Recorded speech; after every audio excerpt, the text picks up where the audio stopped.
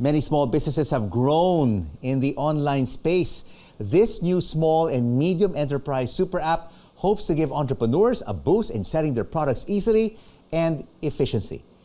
Let's now speak with Enstack CEO and co-founder, Macy Castillo. Macy, thank you so much for joining us on The Final Word. Hi, Hugo. Thank you for having me. So, tell us about this SME all-in-one super app. How does it work? Yeah, so basically we've created this app really for small businesses. So we understand all the struggles they have for getting, for just starting their businesses.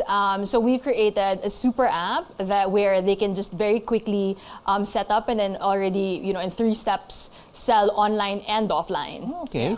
So what kind of small and medium enterprises have so far signed up with Enstack? It ranges. It's a very interesting, variety of small businesses we have. So your usual, food businesses, some fashion and beauty businesses, all the way to even services. We have people who are, repairing air cons, for example. And then we have, a lot of digital goods as well. So, digital literature, all this have already also joined us on the app. And how many subscribers have already signed up with Enstack? So we have almost 100,000 small businesses that we've signed up. That's quite a lot. Yeah, or just less than a year. So. Yeah, you basically set up your business in February of 2022. Wow, Correct. You're just on your close to your first anniversary. But how do you basically promote the products of these SMEs? So we help them set up their businesses online From scratch. So they get So they basically just upload their products, and then we already give them a free online store, and then they can also use the app to basically sell offline. If they have their offline retail stores, stalls, they can use the app to input all their orders, and then watch their sales grow with our reports, all that. So. Well, it looks like when you mentioned food, clothing, a lot of popular SMEs, right, Yes. on your platform. But what are some of the emerging SME trends in 2023? So, really great question, because what we've seen last year was, with the pandemic, everybody was really trying to, of course, you had no choice but to shop online, right? Yeah. But I think everybody from last year was really just craving for that connection offline. So that's what we've been seeing everybody shift back a little bit to offline retail, offline shopping. So of course the whole change towards online, you won't be able to shift that back to where we were pre-pandemic. So people are now more used to shopping online. But now it's really interesting to see that there's this whole offline online mix that for both retailers and shoppers. So more people are really going out to the malls or to interact with all these Well, they have to really balance now, right? Because not everyone is online these days. So Correct. is that one of the major challenges that a lot of these SME online platforms now have to face? That, oh my goodness, I mean, my sales are shrinking. I now have to sell directly maybe in Changues, in markets, basically brick and mortars. Yeah, no, so I think it's a challenge for sure to be able to address all these varying consumer demands, right? So some people want to still shop online, the ones who don't want to leave home maybe, and then the ones who do want to, go out and venture out to shop. So, but they need to be able to address both of that offline and online demand from a shopping experience, from even your, even all through across payments, right? For example, so some people still want to do cash payments. Yeah. Even if, there's a whole big shift from during the pandemic, the cashless, wallets or bank transfers, credit cards. So they should be able to address that, mix of cash payments and cashless payments, and all the way to some people might want to pick up an order because they want to hold and see and touch and then buy. But then some people would just want it delivered. So it's a whole range of offline, online for sure we're seeing. All right. So basically, the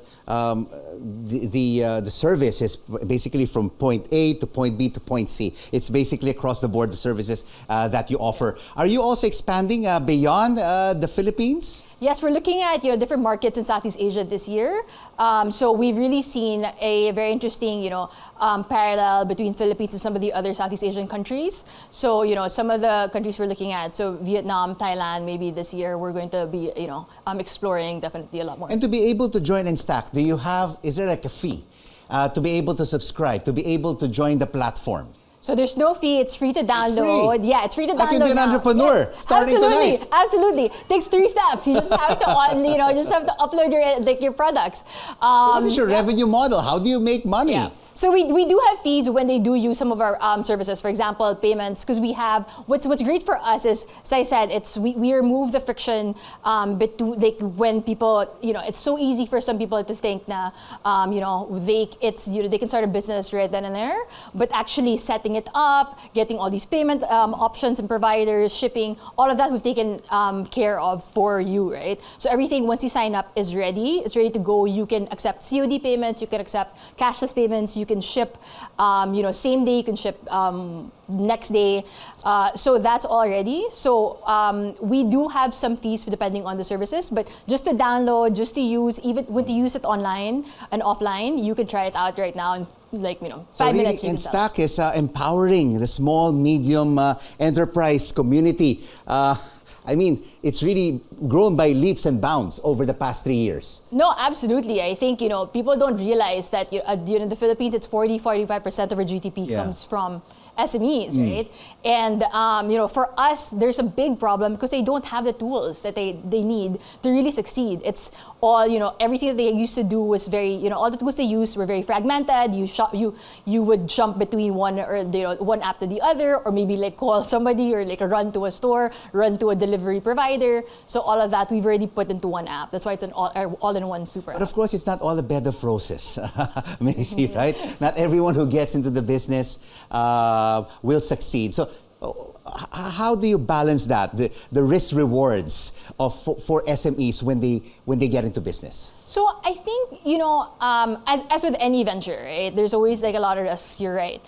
For us, we do try to give all our users the best tools and the access to all the resources they can get, not just from the app, but also from our very experienced team, right? So we do have a team who actually works with our users, our merchants, in terms of making sure, they know how to use the app to the best of, to how their businesses need it. For example, they have their own account managers. They have their own, we have resources as well online to help them navigate through any phase of the journey to be an entrepreneur. Yeah. It is indeed a success. In 11 months, 100,000 subscribers, and all the best going forward for Enstack. Thank you so much for joining us on The Final Word. Macy Castillo, the CEO and co-founder of Enstack. Thanks.